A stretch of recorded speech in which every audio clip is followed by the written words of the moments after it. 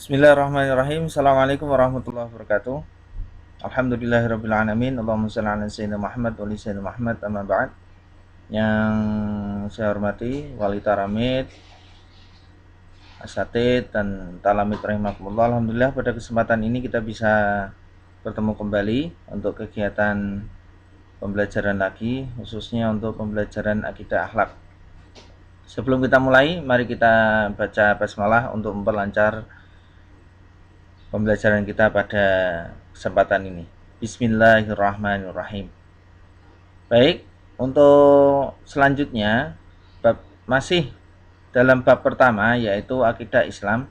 Di sini Ustadz hanya sekilas memantapkan materi bab 1 tentang akidah Islam. Bismillahirrahmanirrahim.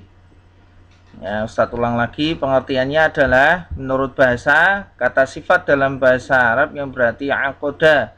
Kata tersebut mempunyai arti ikatan.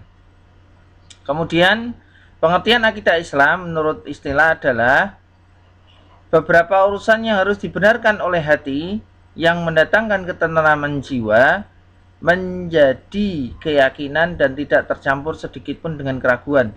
Ya, jadi akidah Islam itu yakin mantap dalam hati. Ya, ini akidah, ya, keyakinan itu bisa dikategorikan sebagai iman. Dasar-dasar hukum akidah, ya, ada Al-Quran, ya, Al-Quranul Karim, ya, dan dalam Al-Quran diterangkan akidah Islam sesuai kehendak Allah, ya, termuat dalam dua kalimat syahadat, asyhadu alla ilaha illallah wa asyhadu anna muhammadar rasulullah. Kemudian dasar hukum Islam, akidah Islam yang lain hadis, ya, yang sudah Ustadz jelaskan juga, ma'udhifa lin nabi sallallahu alaihi wasallam qaulan atau takriran, qaulan atau fi'lan atau takriran atau lahwaha. Ya, segala ucapan, perbuatan dan takrir sikap diam Nabi Muhammad sallallahu alaihi wasallam, ya, sebagai dasar hukum dan pelengkap dari Al-Qur'an. Sebagai dasar hukum bagaimana? Kalau di dalam Al-Quran tidak ada, maka dasar hukum selanjutnya adalah Al-Quran. Kalau di Al-Quran ada, maka hadis akan memberikan pelengkapnya. Maksudnya seperti itu. Nah, kita lanjut, yaitu tentang bukti kebenaran akidah Islam. Nah, buktinya banyak sekali, ya. Yang pertama adalah adanya benda-benda yang disaksikan oleh mata kepala manusia, ya, yang bisa kita saksikan. Apa itu? Langit, bumi, laut, gunung, matahari, bulan, bintang, dan sebagainya. Yang benda-benda tersebut adalah ciptaan Allah Subhanahu wa Ta'ala yang wajib kita benarkan dan wajib kita taati. Ya. Langit, nah, kita lihat, bisa lihat langit, bumi, laut. Nah, manusia tidak ada yang bisa membuat bumi maupun laut, bisa, tapi hanya gambar saja, tetapi tidak bisa membuktikan dalam kehidupan sehari-hari. Nah, selanjutnya, ya, bukti kebenaran akidah Islam itu apa? Jika kita mempelajari ilmu pengetahuan alam, ya, atau IPA, itu ada sesuatu yang disebut dengan atom. Nah, atom ini tidak dapat dilihat langsung dan hanya bisa dilihat dengan kaca pembesar elektronik, mikroskop, dan lain sebagainya. Karena ukuran atau dimensinya yang sangat kecil, sehingga butuh alat tambahan. Ini membuktikan bahwa manusia itu manusia lemah, ya, tidak bisa melihat langsung seketika apa yang diciptakan oleh Allah Subhanahu wa Ta'ala, ya, semuanya, ya, ada yang beberapa bisa dilihat langsung, ada yang tidak. Kemudian adanya makhluk-makhluk gaib di sekitar kita, ya. Tidak semua orang bisa melihatnya, ya. Tidak semua orang bisa melihat. Namun kenyataannya tidak sedikit orang ada yang kesurupan karena dimasuki oleh makhluk gaib, ya, seperti jin dan lain sebagainya. Atau ada yang bisa melihat makhluk gaib juga dengan berbagai bentuk, ya. Kalau jin-jin yang ngetren di Indonesia, ya, ada gendruwo, ada kuntilanak, ya. Kemudian ada si botak tuyul, ya. Itu berbagai macam makhluk gaib yang ada di Indonesia, ya. Sundel bolong, ya, dan lain sebagainya, yang mungkin orang-orang beda-beda melihatnya, ya. Banaspati dan lain sebagainya, itu semuanya adalah makhluk gaib, ya. Kemudian adanya kitab-kitab suci Allah, ya, rasul-rasulnya, ya, atau kitab yang diturunkan kepada rasulnya, karena Allah hanya bisa dilihat dengan mata hati atau perasaan. Apa itu? Sebagaimana pengertian ihsan, ya. Ihsan itu apa? Kita tidak melihat Allah, tetapi dalam hati kita yakinkan bahwa Allah melihat kita.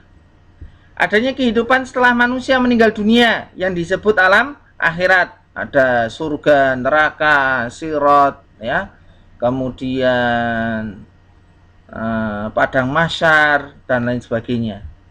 Kehidupan manusia di dunia ada yang mengatur dan menentukan takdir Allah Subhanahu wa taala. Jadi kita hidup di dunia ini sudah ditentukan sama Allah. Kapan kita akan dihidupkan oleh Allah, kapan kita akan dimatikan oleh Allah Subhanahu wa taala sudah ada, ya. Pada waktu kita di dalam perut kandungan orang tua kita 4 bulan, ya, itu sudah ditiupkan ruh oleh Allah Subhanahu wa taala.